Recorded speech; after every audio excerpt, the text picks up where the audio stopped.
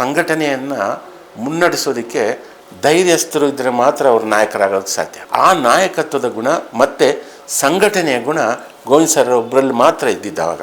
ಚಳುವಳಿಯಲ್ಲಿ ಕನ್ನಡಕ್ಕಾಗಿ ಸರ್ವಸ್ವವನ್ನು ತ್ಯಾಗ ಮಾಡಿದಂಥ ಕೆಲವೇ ಕನ್ನಡ ಚಳುವಳಿಗಾರರಲ್ಲಿ ಮಂಚೂಣಿಯಲ್ಲಿ ನಿಲ್ಲುವಂಥ ವ್ಯಕ್ತಿತ್ವ. ಹಿರಿಯರ ಸ್ಥಾನದಲ್ಲಿ ನಿಂತ್ಕೊಂಡು ಜವಾಬ್ದಾರಿಯನ್ನು ವಹಿಸ್ಕೊಂಡು ಎಲ್ಲರಿಗೂ ಒಂದು ಆರಾಮಾಗಿದೆಯಾ. He has a lot of simplicity in him. I think ಇದಕ್ಕಿಂತ ದೊಡ್ಡ ಕೊಡುಗೆ ನಮ್ಗೆ ಯಾವುದು ಇರಲ್ಲ. ಕನ್ನಡ ಭಾಷೆಯನ್ನು ಹರಡುವ ಮತ್ತು ಅದರ ಅಸ್ಮಿತೆಯನ್ನು ಕಾಪಾಡಿಕೊಳ್ಳುವ ಸಂದರ್ಭದಲ್ಲಿ ನಮ್ಮೆಲ್ಲರ ಮನಸ್ಸಿನಲ್ಲೂ ಒಂದು ಹಚ್ಚ ಹಸಿರನ್ನು ಮೂಡಿಸುವಂಥ ಹೆಸರು. ಇಡೀ ಕರ್ನಾಟಕ ರಾಜ್ಯದ ಕನ್ನಡಿಗರ ಮನದಲ್ಲಿ ಅಚ್ಚಳಿಯ ಛಾಪವನ್ನು ಮೂಡಿಸಿ ಅಭಿನಂದನೆಗೆ ಪಾತ್ರರಾಗಿರ್ತೀರಾ.